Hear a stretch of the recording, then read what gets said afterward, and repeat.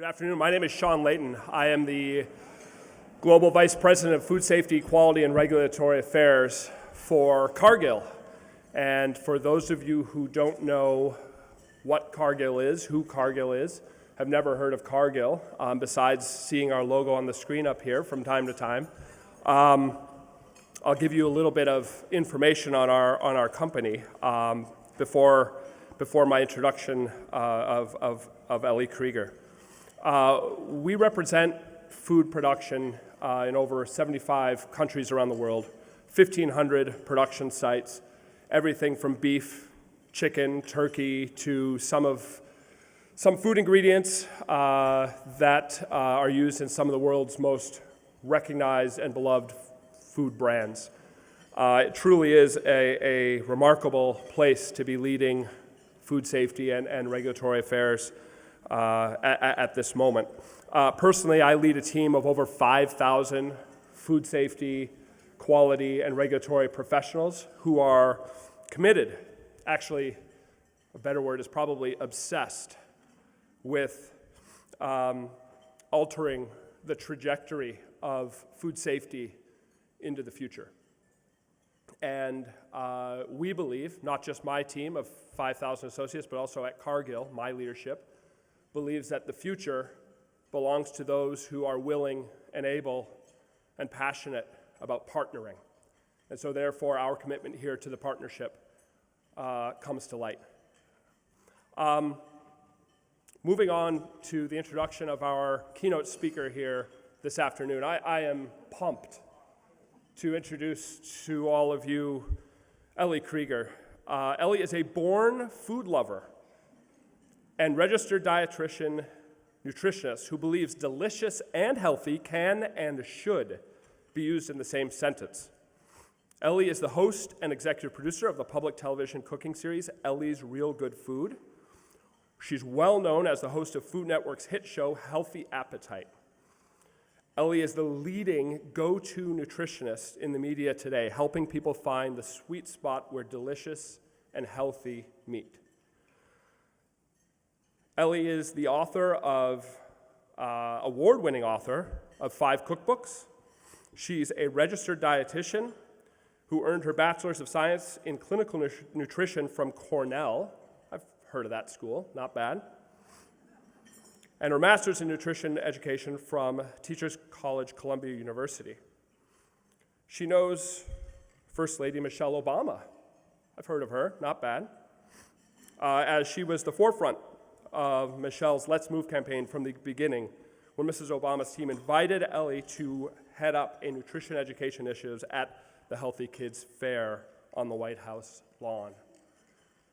So I was checking out Ellie's Twitter feed earlier this morning, and I saw that she loves a New York City snow day, which it sounds like they've had a few of this winter. Well, I hail from Minneapolis, sunny Minneapolis, Minnesota. It is sunny there. It's also like negative 100 and buried under 4 feet of snow. So Ellie, you are welcome to come and visit Minneapolis, Minnesota for a MSP snow day anytime you would like. With that, I will ask all of you to join me in welcoming Ellie Krieger for our keynote presentation. Thank you, Sean, for that lovely introduction, and great to be here. I'm going to come to Minneapolis for a snow day one of these days, and I'm sure it will be a snow day. But it's terrific to be here and at this conference with all of you. And I must say, I've met several people who are attending here, and I'm so inspired by you. I mean, you're incredible. I just love to be in a room with all these amazing educators and people doing this incredible work for this important cause of food safety and who care about it so passionately. So thank you for inviting me here and for this opportunity to talk with you. So the first thing I'm going to do is share with you a clip from one of my Facebook Lives where I'm making a really big food safety mistake. I have to say, so I'm a nutrition educator really at heart, and all of my TV shows, all of the work I do, in my very, very heart of hearts, that's what I'm doing. I'm educating people about how to eat well, and I'm doing that by inspiring them, by providing recipes, And so I really take pride in being very conscientious about food safety. It's something I care deeply about, I think is incredibly important, and I do my best to set it up so that it works out to be good messaging in that regard. But it doesn't always work that way. It doesn't always fall into place the way it should. And so I'm making myself vulnerable here by showing you this. So I hope that you're kind and understanding. But I really wanted to make a point here about how even when you have great intentions as a TV chef, as a personality on television, it doesn't always work out. So this is my confession tape. I hope you'll be kind when you watch it. I want to set it up, though, first, the scenario. So I do Facebook Live pretty much every Wednesday at 4 p.m. Eastern. If you ever want to tune in, it's a really fun kind of Facebook Live program. And when I started to do this on this particular segment, I wound up having sound issues. So I set everything up and I started cooking, and all of a sudden my audience was telling me, we can't hear you, the sound's not working. So, oh my gosh, we stop, we reset, we reboot my phone, which is where I shoot my Facebook Live. We reboot it, we try again. At this point, I'm about a quarter of the way through the recipe. So my initial setup is kind of all messed up. We find out it's actually a technical issue with Facebook. So now we tell my fans, we're gonna do this on Instagram, jump over to Instagram Live. So now I stop down again, we start up Instagram Live. So that kind of sets the scenario of this is like basically mayhem at this point. It was all neatly set up, and now I'm just really rolling with it. I'm a quarter of the way through the recipe. I don't have audio on here because I sped up this tape and I edited it so that you could just see the salient parts. So basically, you see, I'm making these sausage patties. They're turkey sausage with seasonings, with fresh turkey. And I put them in the pan there, and then I have a nice clean board that I set up was not used for any raw ingredients. That is just now, that was not used for any raw turkey, but now I'm using to set up the sandwiches, the breakfast sandwiches. And now I make the mistake of turning those patties with the same spatula. So it was just crazy, and I wound up doing that. But the even more crazy thing is that when I originally set up the set, I had two spatulas there. One for the cooked turkey, one for the raw turkey. And in the mayhem of it all, the one of them got used and thrown in the sink.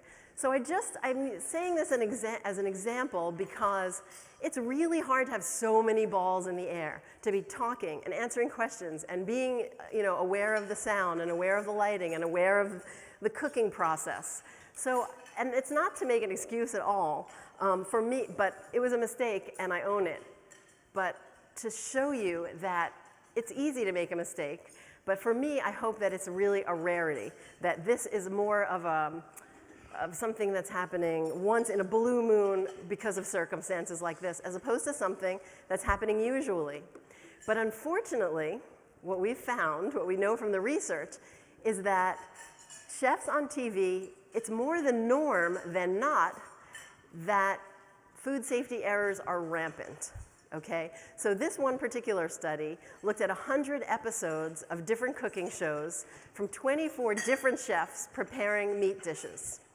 And 0% were shown washing their hands before starting. And that's something I want to get to in particular, because I'm not sure it's reasonable to expect that at all for various reasons. But 88% did not wash their hands after touching raw meat and then moving on to other things. A certain percentage of them, 30%, rinsed their hands, and 50% mentioned hand washing. And I'm going to talk to you more about why that may be. 75% did not use a thermometer. I'm also going to talk to you about why that may be. And 25% really had some cross-contamination issues. And almost a quarter of the shows, the chefs were touching their hair or licking their fingers, things that are kind of gross, honestly. And another study, and I believe one of the authors of this study, Christine Brunn, is in the audience today. So hi, Christine. I'm sorry I didn't get to meet you before. But a study by Rachel Woods and Christine Brunn looked at similar things, looked at the TV shows and episodes and found similar findings in terms of the incidence of food safety errors. But they took it to a different level because they also looked at how much are these chefs even being role models? How much do consumers, how much do culinary students even perceive these as examples of what to do? And what they found was that they are role models. That consumers do expect TV chefs to do the right thing, as it were. And sometimes they really noticed when they didn't do it well. And consumers noticed when chefs made errors and were actually repulsed by them. They were repulsed by the idea of licking your fingers and then serving something. Other times they didn't even notice that grave errors or dangerous errors were being made. So one chef in particular in this study said it's okay to leave meatballs out overnight. And most of the consumers didn't even realize that that was an error. But TV chefs are role models, and people want this information correctly done from them. And also, culinary students also consider it professional, expect that. Think it's an ethical and professional obligation of television chefs to do the right thing, essentially, when it comes to food safety messaging. So why isn't this happening, right? What's going on here? And one of the problems is that cooking shows are not instructional videos, okay? So I really want to talk about what are some of the obstacles to making this happen in terms of bringing more food safety messaging into a television show, some of the obstacles and some of the opportunities. And one of the biggest obstacles, and also possibly opportunities, is looking at cooking shows differently. We, as educators, tend to see, they say when you're a hammer, everything looks like a nail. We tend to see this, this is an educational opportunity. That is not how TV executives see it. That's not necessarily even how viewers see it. So this quote I got from an interview with Greg Moyer, who was the former president of Scripps International, and Scripps was the parent company of Food Network, HGTV, and so on. And engagement. This was like within a couple of paragraphs of being interviewed about what makes a good television show. It's all about engagement. That's really the thrust of it. You need to grab people. You need to keep people. If you don't do that, you don't have a show. So this has to be the primary objective when somebody's in front of the camera. And then he talks about striking a balance between the steak and the sizzle. So the steak, we could say, is like the really salient information, the educational piece of it, but the sizzle has to be there. And so we have to respect that, because otherwise, honestly, there's gonna be no TV show. And what's interesting about that is that I do think that in many ways, even healthy cooking, even being in that arena myself and trying to be the one who talks about healthy eating is a difficult sell, because I think TV has all but given up on even healthy content. What we see is sort of extreme eating and contests and things like that. So I think if we're not realistic about what the ask is from our perspective as food safety professionals, then we're really not going to make headway. It's sort of like, I was thinking about it, it's sort of like when you're watching a sex scene on a TV show or in a movie and it's hot and heavy. They don't stop and talk about, we should probably use this condom now and how to properly apply the, it kind of breaks the mood, right? It breaks the momentum of the scene. It breaks the whole vibe. And so it's similar, I think it's a challenge to be able to introduce that safety concept into a scenario where you're really trying to achieve engagement and a really kind of sensual vibe.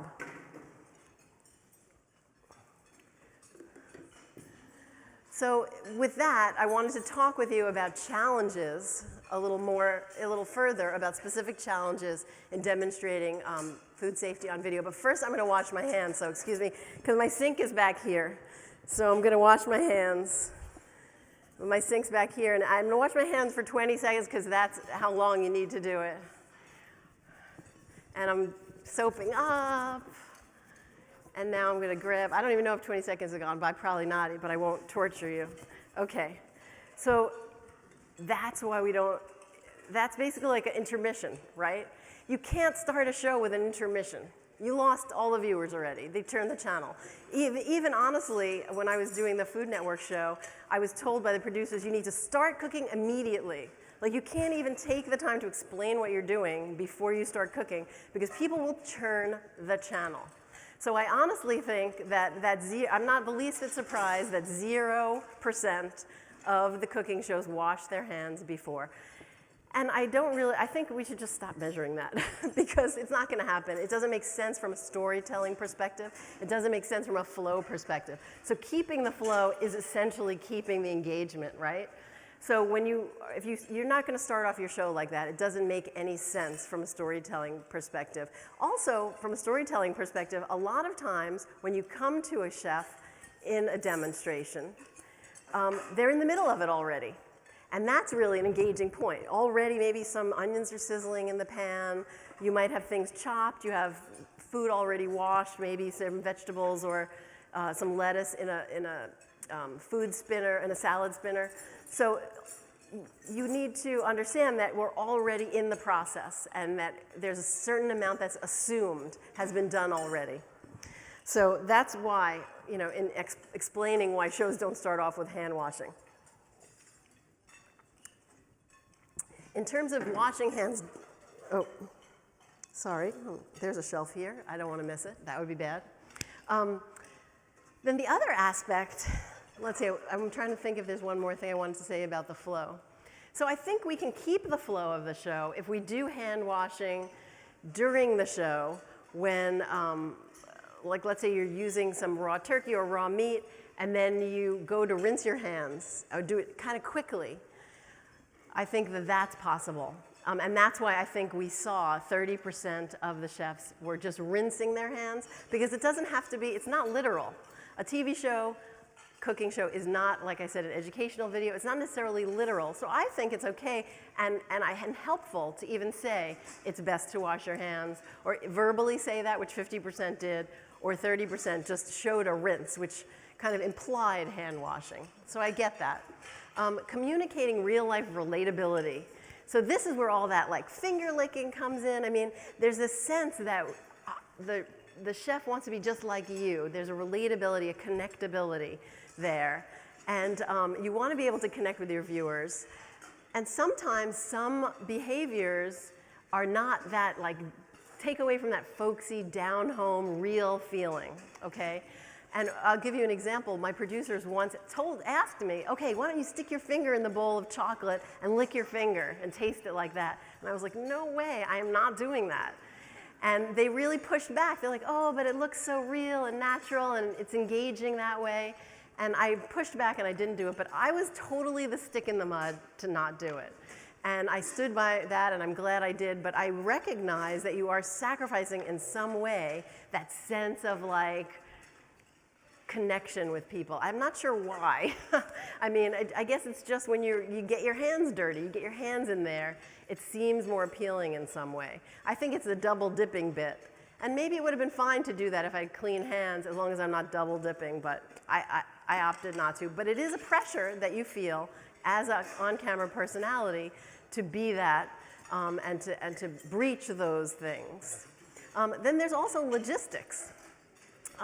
When you're shooting live, that's one thing. Your sink is usually behind you. When you're shooting, even when you're taping and there's an edit process going on, you're shooting and then your sink's usually behind you, and you're usually shooting what they call live to tape, because that's the most sort of economical way to do it. You're basically shooting all the way through and then they'll do a few little pickups, but you're on a tight schedule, so it's essentially like a live schedule. If you're gonna shoot washing hands in any kind of detail, or any kind of way that's easily edited in, you have to relight. You have to take down all the lights. You have to move the lights over to here, where your sink is, reset those lights, then move them back to finish shooting the show. So it's at least another hour that you tack on to show a hand washing all the way through. And that's another reason, just logistically, why you're not seeing that. The other thing is sometimes you're doing a demo, and as the chef, you might have certain expectations, but you're not even the one setting it up. You arrive at a situation and someone else has set it up. Maybe it's a culinary student, maybe it's a food stylists who set it up. Maybe they're tight on equipment. Maybe you're not given 2 cutting boards. So even in writing your list of a demo setup, which I always write a detailed list, and not all people do, you want to request things like 2 cutting boards or whatever. Not everyone is aware of that in terms of the equipment. And that goes to the point of knowledge gaps. Sometimes it really is just a knowledge gap. Maybe the chef isn't a professionally trained chef and doesn't know that meatballs shouldn't be out for 24 hours or longer. Maybe it's not even the chef who may be professionally trained, but maybe someone else who's less qualified is doing the setup. So producers, editors, kitchen staff, students, interns might be doing the setup. And so all of that, I think reaching that spectrum of people is going to be one solution there. And then this is a big one, and I'm going to go into it in some detail. There's some inconsistencies. I feel like I hit the sweet spot where delicious and healthy meet. So if delicious is flavor and taste and passion, and healthy is what's good for you and what's also safe, I feel sometimes there's conflicting messages in terms of food safety between taste and safety.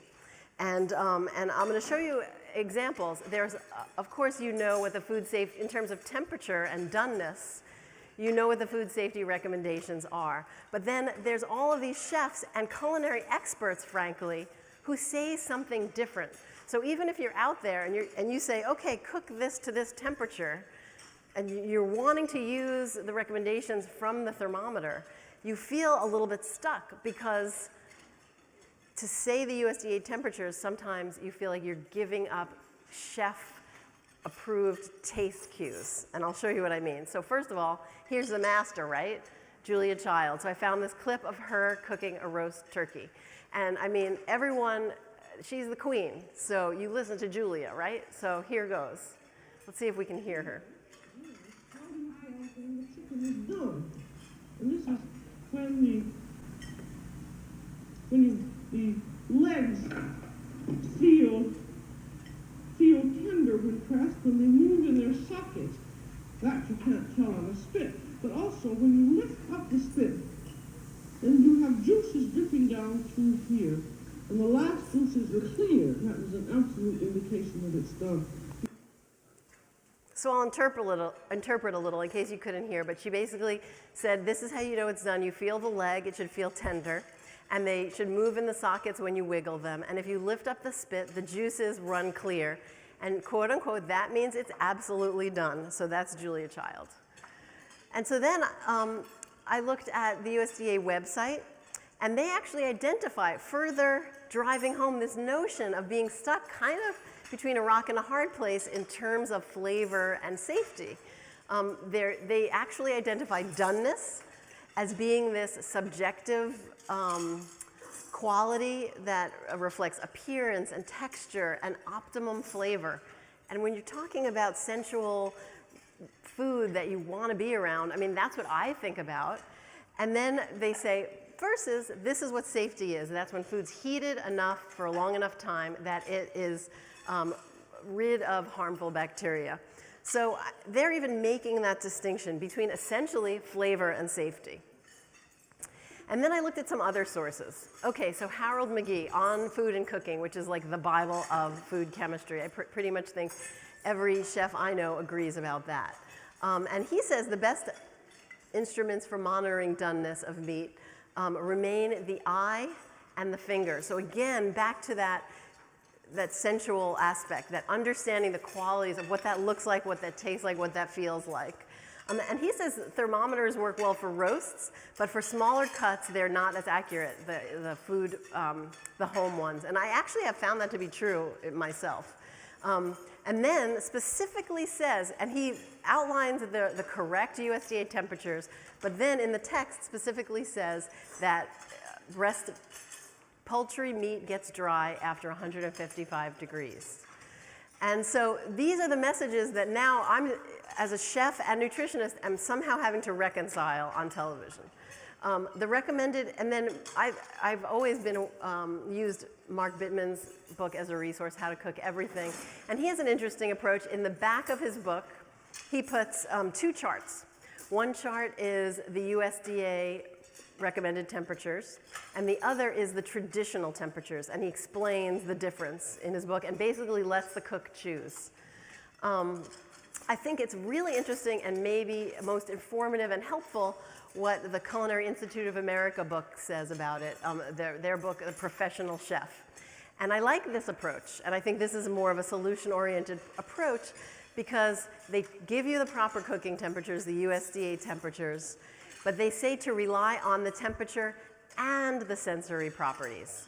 Know how it should taste, know how it should feel, know how it should look, and know how it should smell, but also take the temperature and know that it's at the right temperature. And they specifically specify that the temperature should be at that temperature after the resting period.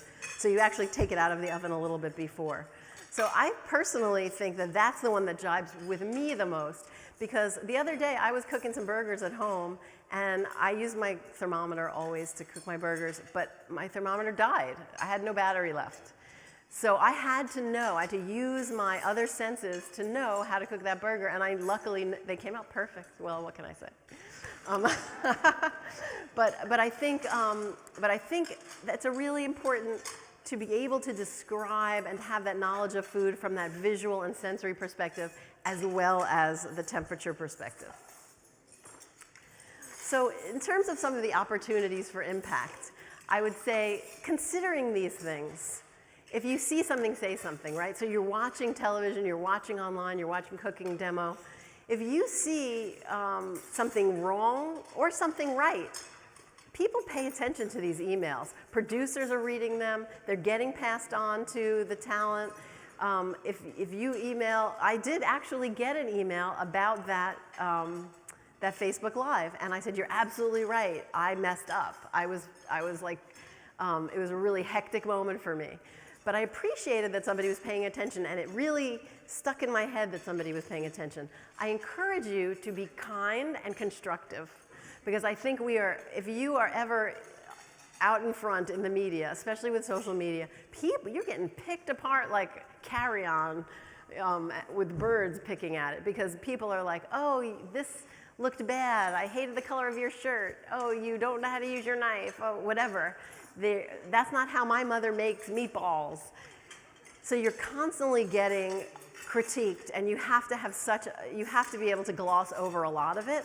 So I think if you're constructive and kind about it, I think you're going to go further. And also, if you see something right, say something, because those are the emails you really value, because you don't get that many of those, right? People don't take the time to write something nice and for you making that effort. So I think that is more effective than you might realize. Create awareness and engage in collaborative conversations. I'm stressing collaborative conversations because I feel like very often, everyone's scrambling. It's really hard to keep your show on TV. Everyone's scrambling to make that engagement happen. So creating a conversation, considering some of the obstacles that the show producers might be facing, as opposed to saying, "You did this wrong, here's what you need to do." I feel like nobody wants the food police. You're going to get completely disregarded in some way by being that person. I think it's about engaging people, engaging producers, editors. They really want to do the right thing, and they want to know that their side of it is heard too. So engaging in more of a conversation around it. And not just with the chefs themselves. It's a whole team of people doing this. So the producers, the editors, the recipe developers, and then also TV shows, straight cooking shows. Now it's mostly contests and stuff, I'm sure you've noticed. More and more content of this type is going online, is going digital. So really going and looking at YouTubers, bloggers, vloggers. I mean, this is like a whole group of people who are starting to enter this field of cooking demos who may or may not have any formal education whatsoever. So I think the field is open for education, which is why I mentioned these other arenas beyond television shows.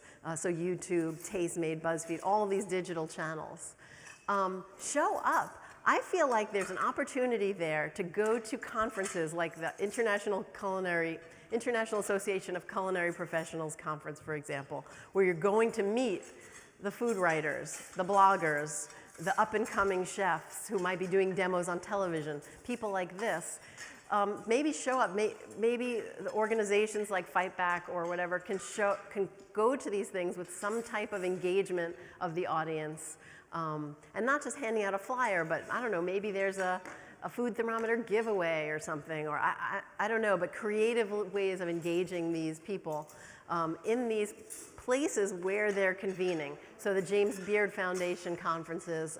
I think even food festivals, like the South Beach Food Festival. Maybe there could be some kind of like, I don't know, bubble bath for your hands or something there. I don't know. People might really, I think you're reaching consumers who are cooking at home, you're reaching consumers who are watching these shows, and you're potentially reaching chefs who are, you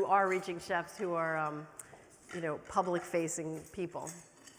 And then I think really working on, I know it's so hard with the temperature, but I do think we need to talk about temperature, rest time, and temperature, not only in terms of safety, but in terms of flavor and the look of the food. And actually, that's how you're a cook. You know, when you're a professional chef, you look at it, you feel it, and that's part of it too.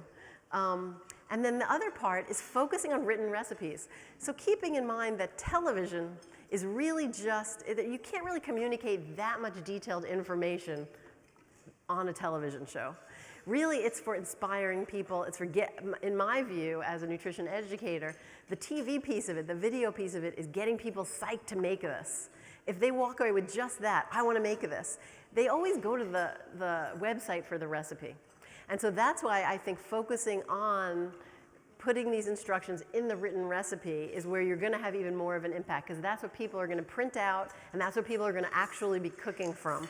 And so, which is why, I don't know if, I guess everyone was at Shelley's talk today about the new, Shelley Feist's talk about the new recipe standard project. And I really think this is a terrific direction to go in terms of where people are really going for more detailed information about a particular recipe that they see on a TV show. And so that website, I guess, is live now. I was looking at it. It looks fantastic. So I think it's a really great opportunity to kind of harness the power of television, but get people the details that they need.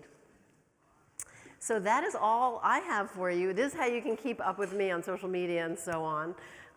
And I'm happy to take questions, and I appreciate your time today. Thank you.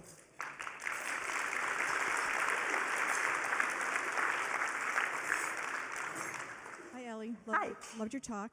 I have a suggestion, and tell me why this wouldn't work. Why couldn't, like when you were washing your hands, instead of washing your hands, say, have a banner go underneath the screen. Ellie was washing her hands for 20 seconds before she started the show. You know what I mean? And the things that are food safety related that are too long to be on screen. That's a good point. Why couldn't they do that? Yeah, they might be able to. That's a very good point. To put it, and that's called putting it in the Chiron or whatever, putting it in the, you might be able to. But the thing is that I think what concerns me on some level is every single show, would you do that? Imagine you have a series of 13 episodes, and every single show you see that. It seems very repetitive and maybe boring after a while. And so at some point, you're like talking down to people by repeating that over and over. So I think that's what would concern me, that it becomes not interesting. If someone watches all your shows and they keep seeing the same thing, that's maybe, that may not be Maybe. good enough. But on the other hand, I'm thinking, yes, over and over again, then they'll do it. You know, if they see As an educator, but not as an executive. You're right. So, but I think it's a very good point that you could put some more of those details in a little box at the bottom. So that's a great suggestion. Thank you. Hi. Good afternoon, Ellie. Thank you for being here. Michelle Samara-Tim. I am a health inspector. I'm a health educator. I have a background in broadcasting. I have produced a number of pieces on food safety. And I also occasionally write for the BARF blog. BARFblog.com. That sounds appetizing. No. But it is about food safety and engaging folks in the number of behaviors that we want. So here's what I'm going to say to you is I am more than willing to work with you, to work with the television industry as a subject matter expert in order to be able to get some of these things there in a way that meets your needs, your audience needs, and also get some of this essential information out there. I'm happy to give you my card, but you can hashtag hand washing, and I am the first person that comes up, which scares me, folks, hashtag stuff. But definitely, because those kinds of things help, and when you do things on your blog, if you can hashtag back to the food safety things that we're doing here. And last thing is we do have thermometers next door. If you'd like, I can get you one because no one should have. I have a backup. I have backups in my. Okay. I'm good. We I just got a wanna make battery. sure, just want to make sure. But thank you so much, ma'am. Thank you. Thank you very much.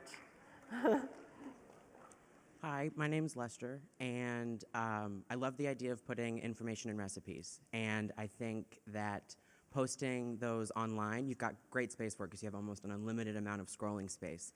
I also know you've published books. I read your Washington Post column. And I'm curious if you've experienced a similar steak versus sizzle struggle in print media.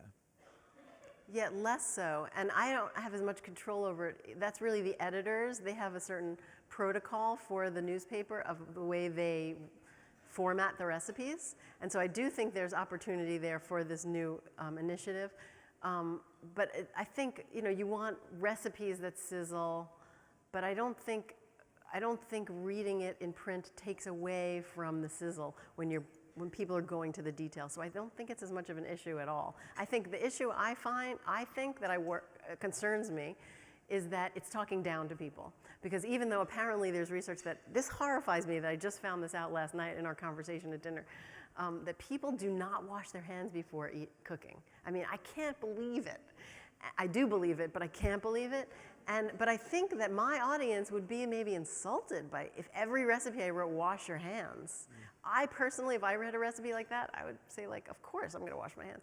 But so I'm wondering maybe it can be, for my work in cookbooks, there's 125 recipes in a cookbook, there's a limited number of words that you can do. Online is different. But I think maybe it's more of a front matter thing. So in the beginning of the book, in the introduction, that you would have these basic food safety standards that you kind of put forth, that you didn't write it out for every single recipe. Online would be different because every recipe is more of a standalone.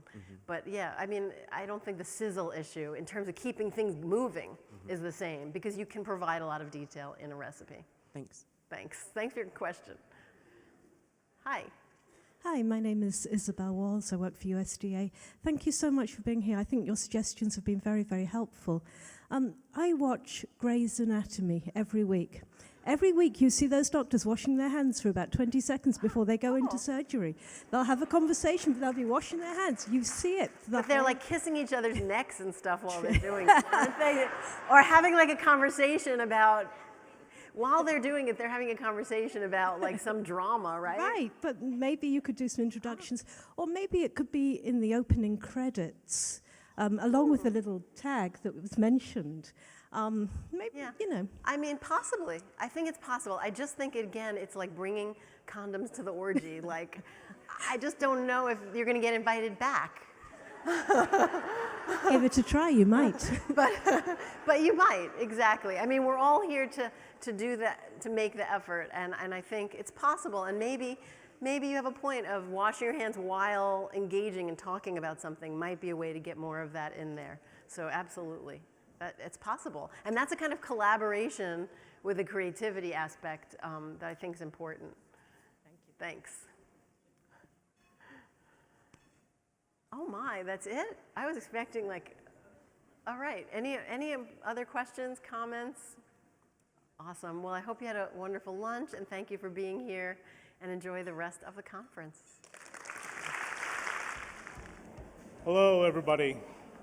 Ellie, thank you very much for that presentation. It was a great presentation. I know it's very topical and on a lot of people's minds. So thank you very much for that. And can we give Ellie another round of applause?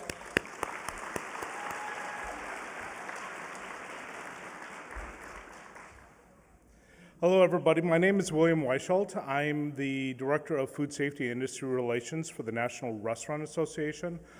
I'm also part of the Board of Directors for the Partnership for Food Safety Education. Shelley and Brittany asked me to come up here and talk to you for a few minutes. Prior to Shelley coming up and giving some of the housekeeping information that will be right after me. As a board member and a supporter of the partnership, I'd like to personally invite all of you in joining me in supporting the future of consumer food safety education. Up on the screen, I believe, you will find ways to be able to donate more, donate to the partnership. And I would encourage all of you to take some time, take a look at that, and donate what you can. Any and all donations are very much appreciated. And quite frankly, it's your donations that help support a lot of the things that the partnership does. And the more that we could do to support it and to keep it on mission is greatly appreciated. You'll also notice that there's a lot of signs out there that are that state "I gave back." If you notice, I'm wearing one as well. Our goal is to raise $3,200. I love to raise a lot more than that if possible. That was the goal that we gave. I would love to see us blow that out of the water. You can make a donation. Again, it's up on the board, or on the screen. Yes, it is there now. Before it was my face when I looked at it, and it's like, nobody wants to see that. You know, there's a QR code and different ways of being able to do it. You can also visit the PFSC table and make a charitable donation by cash or check as well. And at the reception tonight, for donation of any size, you can have your picture taken with the one and only back. I actually try to get, if you got a really large donation, that you actually got to wear the costume, but I was shot down.